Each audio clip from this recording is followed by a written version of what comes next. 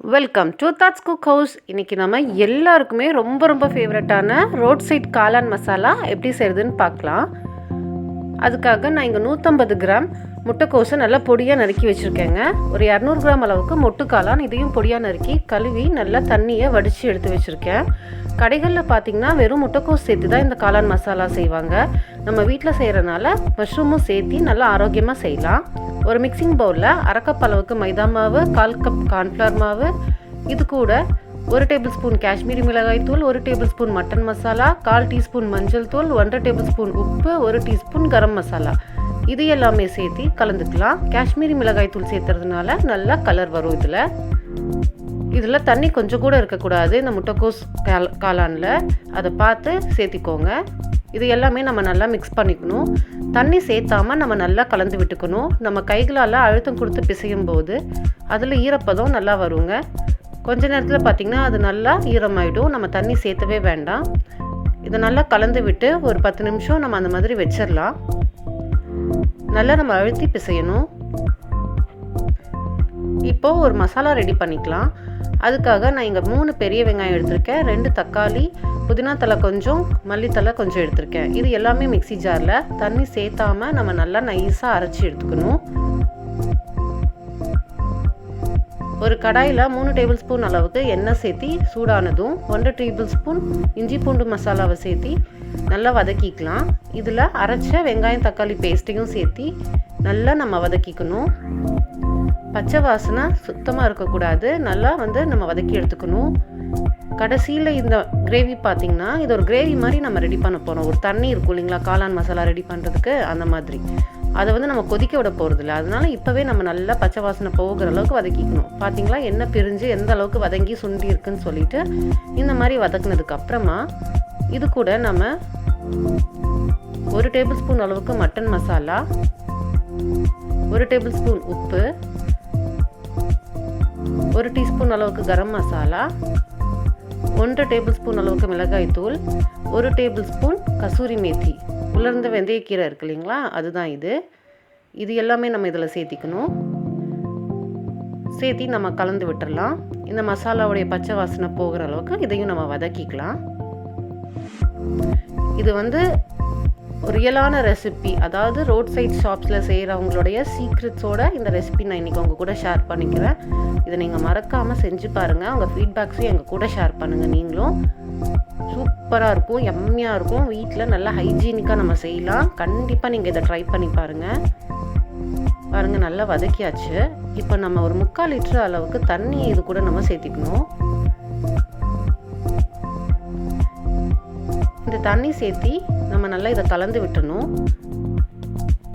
இதில் நம்ம ஆல்ரெடி இப்போ உப்பு சேர்த்திருக்கோம். இந்த உப்பு செக் பண்ணி பார்த்துக்கோங்க தேவையான அளவு. இதுக்கு முன்னாடி காளான் மசாலா கலக்கும் போதும் அதுலேயும் உப்பு சேர்த்திருக்கோம் இல்லையா, நீங்கள் உப்பு பார்த்து போட்டுக்கோங்க. இப்போ நம்ம இங்கே 2 டேபிள் ஸ்பூன் கார்ன்ஃப்ளவர் மாவும் 2 டேபிள் ஸ்பூன் தண்ணியும் சேர்த்தி கலந்து வச்சுருக்கேன். இதை இதில் சேர்த்தி நம்ம கலந்து விட்டுடலாம். இதனால நம்மளுடைய இந்த கிரேவி கொஞ்சம் நல்லா கெட்டியாக வரும். திக்னஸ் கொடுக்கறதுக்காக தான் நம்ம இந்த சோள மாவு கரைசலை இதில் சேர்த்துறோம்.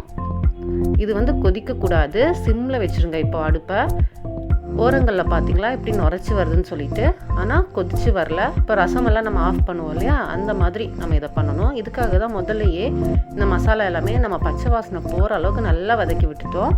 இப்போ நம்ம இந்த அடுப்பை ஆஃப் பண்ணிடலாம், கொதிக்க விடக்கூடாது.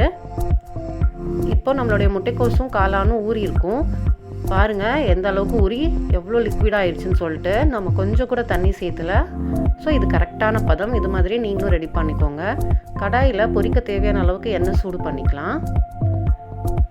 இதில் இந்த காளான் மசாலாவை கொஞ்சம் கொஞ்சமாக நம்ம பக்கோடா மாதிரி போட்டு ஃப்ரை பண்ணிக்கணும். பெரிய பெரிய பீசஸாக போட்டிங்கன்னா ரொம்ப கிறிஸ்பியாக வராது. ஸோ ஓரளவுக்கு சின்ன சின்ன பீசஸாக போட்டுக்கோங்க. 2-3 பேட்சாக போட்டுக்கோங்க. நல்லா கிறிஸ்பியாக கோல்டன் கலரில் நம்ம ஃப்ரை பண்ணி எடுக்கணும். இந்த பக்கோடா இப்படியே சாப்பிட்றது கூட ரொம்ப டேஸ்ட்டாக இருக்குங்க. நம்ம 2-3 பேட்சாக போட்டு இது எல்லாமே நம்ம நல்லா ஃப்ரை பண்ணிக்கணும். சூப்பராக இருக்கும் இந்த காளான் மசாலா. மறக்காமல் கண்டிப்பாக வீட்டில் ட்ரை பண்ணி பாருங்கள். இது 2 பக்கமும் நல்லா திருப்பி போட்டு நல்லா நம்ம ஃப்ரை பண்ணி எடுத்துக்கலாம். பாருங்கள், சூப்பராக ஃப்ரை ஆகி ரெடி ஆயிடுச்சு. இதை ஒரு எண்ணெய் வடிக்கிற பாத்திரத்தில் நம்ம போட்டுக்கலாம். இதே மாதிரி இருக்கிற எல்லாத்தையுமே நம்ம பொரிச்சு எடுத்துக்கலாம். இப்போ நம்ம கடைசியில் கடைகளில் நாம் பார்க்கும்போது இவங்க இந்த காளானையும் அந்த குழம்பையும் ரெடியாக வச்சுருப்பாங்க. இந்த ப்ராசஸ் இது மட்டும்தான் அவங்க நம்ம முன்னால் செய்வாங்க. அதுக்காக நம்ம இங்கே ஒரு ஓப்பன் எடுத்திருக்கேன். இதில் 1 டீஸ்பூன் சீரகம், 2 டேபிள் ஸ்பூன் அளவுக்கு பெரிய வெங்காயம் நறுக்குனது, கொஞ்சமாக கருவேப்பிலை, இதை 1 டேபிள் ஸ்பூன் எண்ணெயில் சேர்த்திக்கலாம். சேர்த்தி நம்ம கொஞ்சம் வதக்கி விட்டுடலாம். இது ரொம்ப வதங்க வேண்டாம். நம்ம சாப்பிடும்போது வெங்காயம்லாம் நல்லா கடிப்படும் இல்லைங்களா, அந்த மாதிரி ரெங்காயம் அதிகமாக விரும்புகிறவங்க இந்த ப்ராசஸையும் நீங்கள் செஞ்சுக்கோங்க. அப்படி இல்லாமையும் நம்ம இதை ஸ்கிப் பண்ணியும் செய்யலாம். பட் இது ஒரிஜினலான ரோட் சைட் அவங்க செய்கிற ரெசிபி இது. இதை கொஞ்சம் வதங்கினதும் நம்ம அந்த குழம்பு மாதிரி ரெடி பண்ணி வச்சுருக்கோம் இல்லையா, அதை நம்ம இதில் சேர்க்கணும். இந்த ப்ராசஸ் மட்டும்தான் நம்ம கடைகளில் பார்ப்போம். இதுக்கு முன்னாடி இருக்கிற ப்ராசஸ் எல்லாமே அவங்க ப்ரிப்பேர்டாக வச்சுருப்பாங்க இல்லையா, இதை உடனே அவங்க அசம்பிள் பண்ணி நம்மளுக்காக குக் பண்ணி நல்லா சூடாக சர்வ் பண்ணுவாங்க. அந்த குழம்பு தண்ணி இருக்கு இல்லைங்களா, அதுலேருந்து ஒரு 4 to 5 கரண்டி குழிக்கரண்டி, இது சின்ன குழிக்கரண்டி தான். இப்போ நம்ம ஒருத்தருக்கு சர்வ் பண்ணணும் அப்படின்னா நம்ம எவ்வளோ எடுக்கணுமோ அவ்வளோ எடுத்துக்கலாம். இது நம்மளுடைய ஒரு கெஸ்ட் தான், நம்ம அந்த மாதிரி எடுத்துக்கலாம். நம்ம 2-3 பேத்துக்கு ப்ரிப்பேர் பண்ணோம் அட் அ டைம்லனா அதுக்கு எவ்வளோ நம்ம ஊற்றணுமோ அந்த தண்ணி நம்ம சேர்த்திக்கலாம். இதில் அதுக்கேற்ற மாதிரி வெங்காயம் கருவேப்பிலையும் சேர்த்திக்கலாம். இதில் நம்ம பொரிச்சு வச்ச காளான் இதை கொஞ்சமாக கையில் க்ரஷ் பண்ணி போட்டுக்கோங்க. ஏன்னா நம்ம சின்ன சின்ன பீசஸாக தான் நம்ம பொரிச்சிருக்கோம். ரொம்ப பெருசாக போட்டிருந்தீங்கன்னா நீங்கள் 2 பிச்சு போட்டுக்கோங்க. அவ்வளோதான். இதை அப்படியே நம்ம அந்த கடைகளை செய்கிற மாதிரி நம்ம அந்த கரண்டியை வச்சு லேசாக கொத்தி விட்டுடலாம். இந்த மாதிரி நல்லா அந்த தண்ணி இழுக்க ஆரம்பிச்சிடும். இந்த காளான் கொஞ்ச நேரத்தில் பார்த்திங்கன்னா அதில் நம்ம கார்ன்ஃப்ளவர்லாம் சேர்த்திருக்கனால அப்படியே கெட்டியாக ஆக ஆரம்பிச்சிடும். குழம்பு மாதிரி திக்காக ஆரம்பிச்சிடும். நல்லா கிரேவி மாதிரி, செமி கிரேவி மாதிரி நம்மளுக்கு ஆகிடும். ஒவ்வொருத்தருக்கு இது கொஞ்சம் லிக்விடாக சாப்பிட்றதுக்கு பிடிக்கும், ஒவ்வொருத்தருக்கு நல்லா திக்காக சாப்பிட்றதுக்கு பிடிக்கும். உங்களோட கன்சிஸ்டன்சிக்கு ஏற்ற மாதிரி இதை நீங்கள் ரெடி பண்ணிக்கோங்க. அதே மாதிரி காளானை ரொம்ப உடச்சி சாப்பிட்றதுக்கு பிடிக்கும்னா நல்லா கொத்தி விட்டுக்கோங்க. இல்லை கொஞ்சம் அது வாயில் கடிப்படணும் அப்படின்னா அளவாக மட்டும் நீங்கள் அதை கொத்தி விட்டு நீங்கள் இது மாதிரி மிக்ஸ் பண்ணிக்கோங்க. அவ்வளோதான், சூப்பரான காளான் மசாலா ரெடி ஆயிடுச்சு. இதை நம்ம சர்வ் பண்ண வேண்டியதுதான். இப்போ மீதமாக இருக்கிற இந்த மஷ்ரூம் பொரிச்சதும் இந்த தண்ணியும் என்ன பண்ணலாம் அப்படின்னு நினைப்போம். ஸோ இதை இந்த தண்ணியும் நீங்கள் ஃப்ரிட்ஜில் நல்லா ஆற வச்சு ஸ்டோர் பண்ணிக்கோங்க. பொரிச்ச இந்த காளானையும் நல்லா ஏர்டைட் பாக்ஸில் ஸ்டோர் பண்ணி வச்சுக்கோங்க. ஒரு 2 நாள் வரைக்கும் நீங்கள் இதை நல்லா ஸ்டோர் பண்ணி வச்சுக்கலாம். அதுக்கப்புறம் உங்களுக்கு அடுத்த நாளும் சாப்பிடணும் அப்படின்னு ஃபீல் பண்ணிங்கன்னா இதே ப்ரொசீஜர் தான். மறுபடியும் ஒரு பேன் இல்லைனா கடாய் மாதிரி வச்சு அதில் சீரகம், வெங்காயம், கருவேப்பிலை சேர்த்தி இது எல்லா ப்ராசஸும் நீங்கள் ஃபாலோ பண்ணிக்கோங்க. அவ்வளோதான், சூப்பரான ரோட் சைட் காளான் மசாலா ரெடி. இது நறுக்குன வெங்காயம், கொத்தமல்லி இலைகளை தூவி பரிமாறிட வேண்டியதாங்க. யம்மியான காளான் மசாலா சுட சுட ரெடி. வாவ்! இன்னும் நிறைய கடைகளை நம்ம பார்க்கும்போது இது மேலே இந்த மாதிரி பானிபூரிக்கு யூஸ் பண்ணுற பூரியை போட்டிருப்பாங்க.